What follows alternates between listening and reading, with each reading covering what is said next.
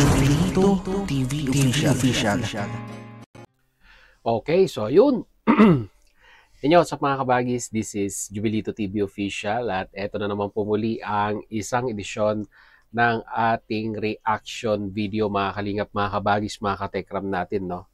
So bago po lang, syempre po, shoutout po muna natin, Kuya Bal Santos Matubang, Kalingap Rab, yan, sa Tekram family, sa Tekram community, sa lahat po ng mga Kalingap subscribers, Tekram subscribers, Kalingap supporters, Tekram supporters, ayan po, no?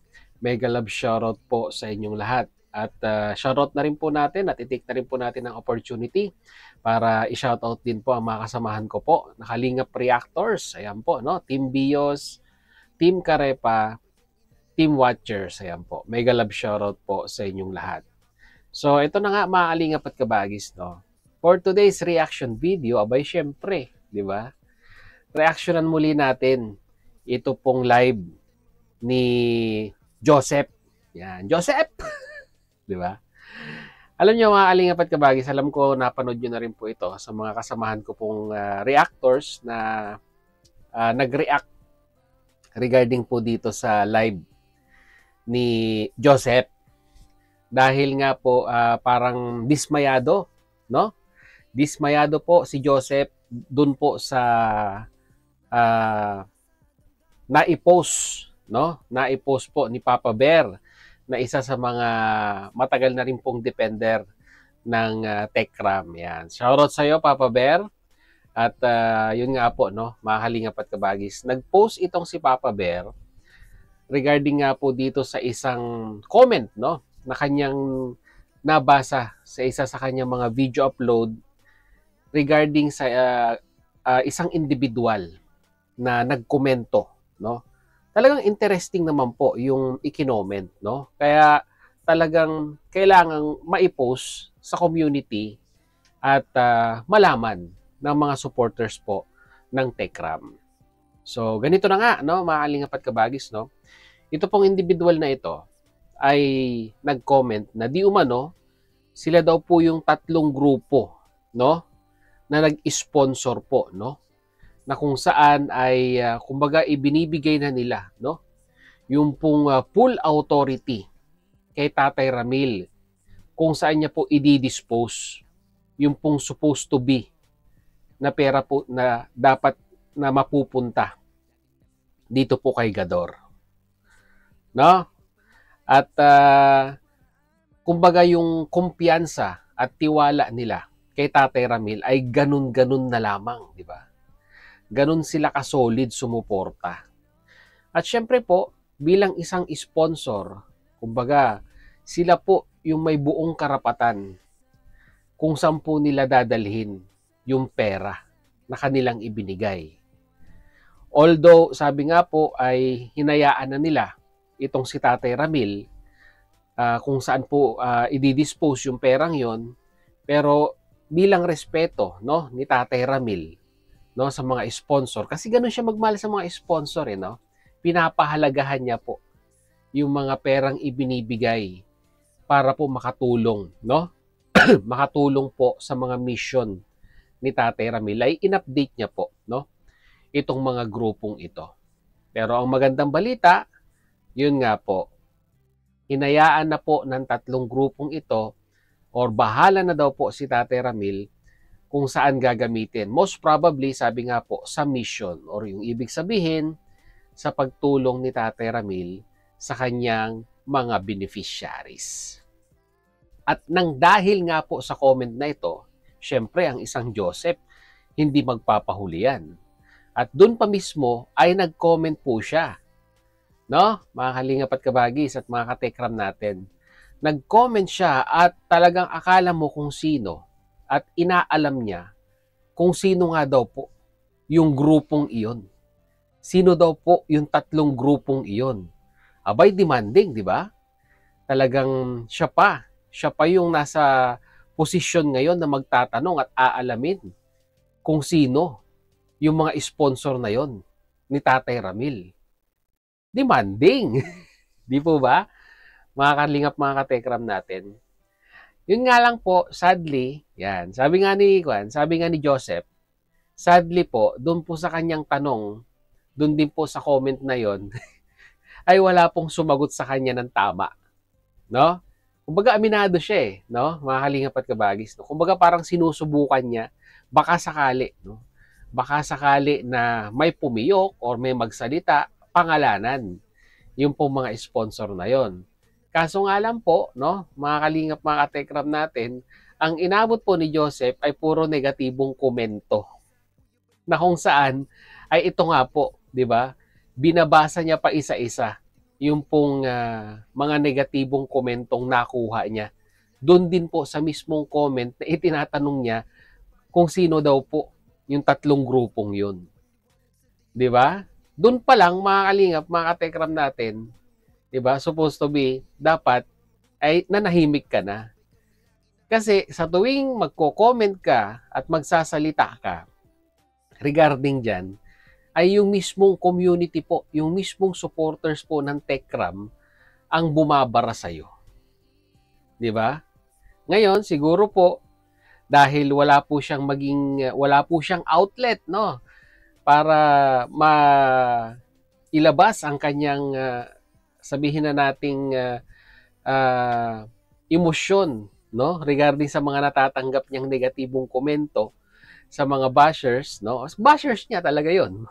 Mga alingap at kabagis, no? Ay dito po, kumbaga parang pinapatay malisya niya na lamang po, no, ang kanyang sarili sa tuwing makakabasa po siya ng negatibong komento, no? Alingap at kabagis, no? At dito sabi niya nga po ay malungkot na balita daw po ito, no? Lalong-lalo na sa kanyang dinidepensahan, no? Mga alingap at kabagis, no? Ang tanong, 'di ba? Ang tanong, yung dinidepensahan mo lang ba ang nalulungkot o mas nalulungkot ka? Kasi syempre, pag wala nang, alam mo na, wala nang pera na makukuha kung sakasakali, paano ang talent fee? 'Di ba? Paano ang talent fee ni Joseph kung nagkataon? 'Di ba? Kawawa naman po ang isang Joseph kung nagkataon. Kumbaga, ang kikitain niya lang ay yung revenue sa pagla-live niya patungkol sa isyung ito. Na hindi naman po aabot. Hindi naman po aabot ng milyon. No? Mga alingap, mga katekram natin. Kaya talagang in despair talaga, no? Ay talagang para-paraan na lamang po, no? Ang estratehiya or taktikang ginagawa ni Joseph para bulabugin, no? Kumbaga kinakalampag niya itong si Tate Ramil na magsalita patungkol diyan sa perang 'yan. Pero wais si Wais si Tate Ramil, mga kalingap at kabagis, no? Na-adapt niya na, no? Parang na-adapt niya na po yung estilo. Sorry to mention po, no, ng isang Kalingap Rab na kung saan pag meron pong bashers ay hindi niya rin po sinasagot. Kumbaga, 'di ba? Mapagod kang magtatalak diyan, mapagod kang batikusin ako, pero deadma ka lang sa akin. Hindi kita sasagutin hanggang magsawa ka, 'di ba? Yun po ang yun po ang prinsipyo ng isang Kalingap Rab. Kaya wala pong tumatagal na bashers sa kanya. Kasi unang-una po sa lahat ay hindi niya po sinasagot, 'di ba? So ito mga Kalingap at kabagis, pakinggan po muna natin yung mga ilang sinabi ni Joseph sa kanyang live streaming at makikita po natin dito talaga na may napapansin din po natin na may talagang halong panghihinayang ang isang Joseph at kitang-kita naman. Tsaka talagang nasasayangan talaga siya kung tutuusin. Kaya ganun na lang po ang kanyang eagerness, no?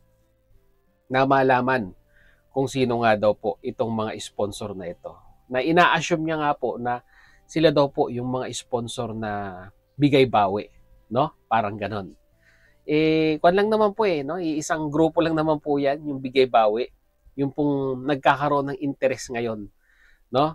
Nabawiin yung binigay nilang tulong, no? Na napangahawakan po ngayon ni Tatay Ramil. Yan po yung grupo, no? Yan po yung grupo na kinaaniban ni Joseph ngayon. 'Di ba? So without further ado, mga kalingap, mga katekram natin, panoorin at pakinggan po natin si Joseph. Joseph, pasok! Ito, nauuna pa dito yung comment, oh. Tsaka, Nagkaka... bago po natin ipagpatuloy, no, mga kalingap, mga tekram natin, namumroblema po si Joseph ngayon. Kasi po, inabot ng 18 minutes po, no? Nagsimula nung nagsimula siyang mag-live. Kaayos po, no? Kaayos po ng kanyang laptop. No? Hirap na hirap siya sa kanyang laptop. At sobrang bagal po yata, no? At parang nagpaplano daw po siyang mag-upgrade. Ayan. Meron po siyang sinasabing mga technical terms na kailangan daw pong magpalit, no, ng CPU ng kanyang laptop. Itong si brother, ano yan, pagpaparinig ba yan? Pagpaparinig ba yan sa mga sponsor na dapat nang palitan ang laptop at mag-upgrade? Diyos mio, wala sa CPU yan, brother. Baka mabagal lang yung internet mo. Ayan. Try mong mag-upgrade, di ba? Baka yung internet connection mo ay halagang 500.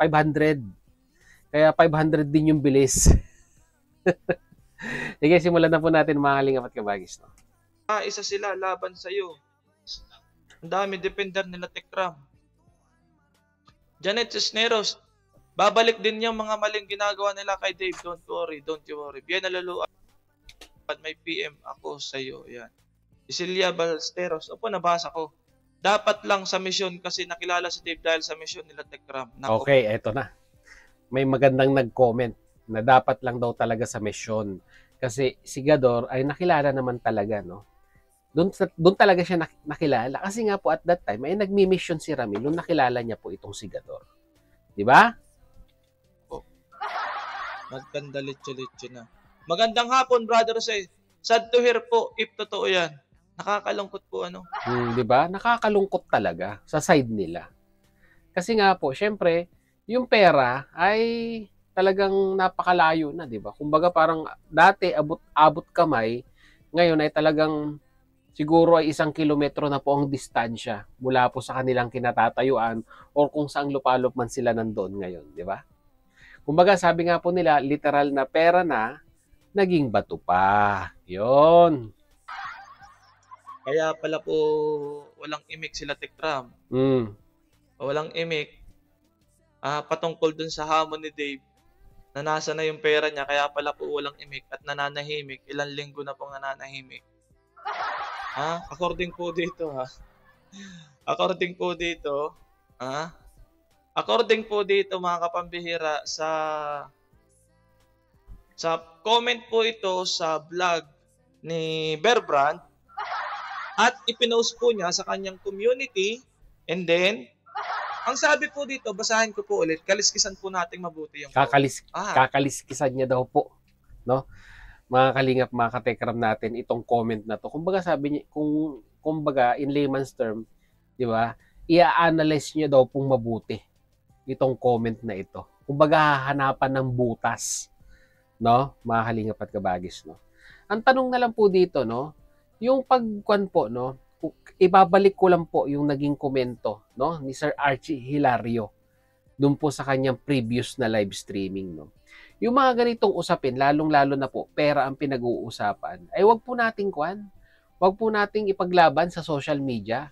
May tama pong ahensya ang ating gobyerno para dito, di ba? Kung gusto po ninyong habulin yung pera na di umano ay para po kay Gador, ay bakit hindi po kayo lumapit sa barangay, ipabarangay si Ramil? 'Di ba? At kung hindi magkasunduan sa barangay, kagaya ng sinabi ko po kahapon, certificate to file action. Sinabi rin po 'yan ni Sir Archie. Magsampahan na ng kaso. At yung husgado na po ang magdi-decide kung talagang deserving ba talaga itong si Gador para diyan sa pera na 'yan. 'Di ba? Daanin po natin sa legal, hindi yung puro dakdak po tayo ng dakdak sa social media. Kasi unang-una po sa lahat, ay wala po tayong mapapala diyan. Sa tingin niyo po ba yung pang-araw-araw nating pagdidiscuss sa usaping ito ay eventually ay may bibigay or may babalik yung hinahabol ninyong pera?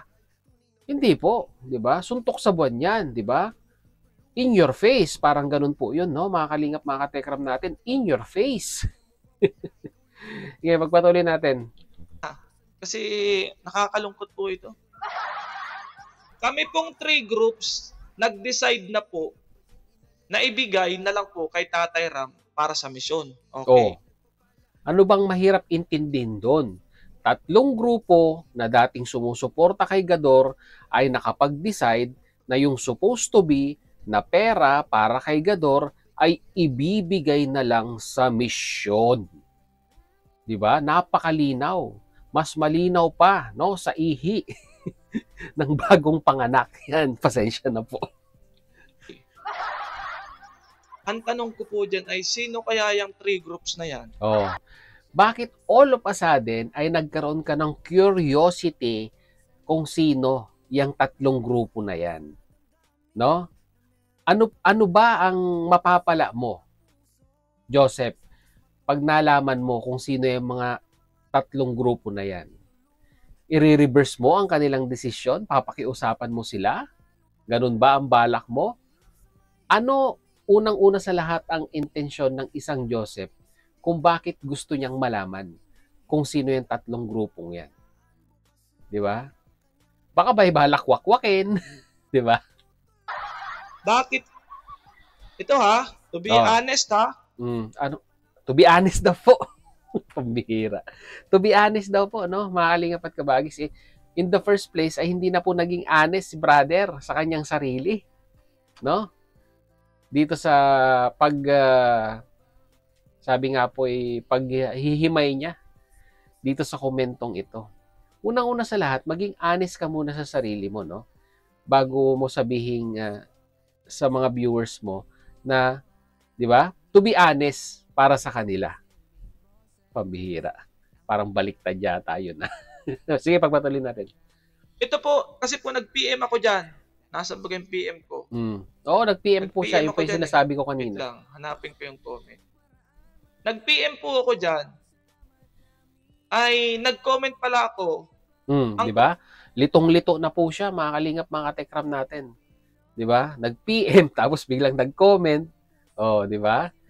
Tulog-tulog din, brother, pag may time. Para at least, pag tayo ay mag-reaction, medyo medyo sharp ang ating pag-iisip. Kumbaga, nasa tuwid kahit papaano. Comment ko po ay, nasa na yung comment ko? Ito po ang comment ko, basahin po ninyo. Yan, si Brother Jose. Ayan na. Ayan. Ang comment ko, ito po yung comment ko, mga kapambihira. Nakikita po ba ninyo? Ang comment ko, paano natin masisiguro na sponsor ba talaga yan? Yun. Yun ang kanya, yun ang comment niya. Gusto niyang malaman at gusto niya ng assurance kung talagang yung nag-comment po ay talagang sponsor nga daw po. 'Di ba? Kailangan po niya ng assurance.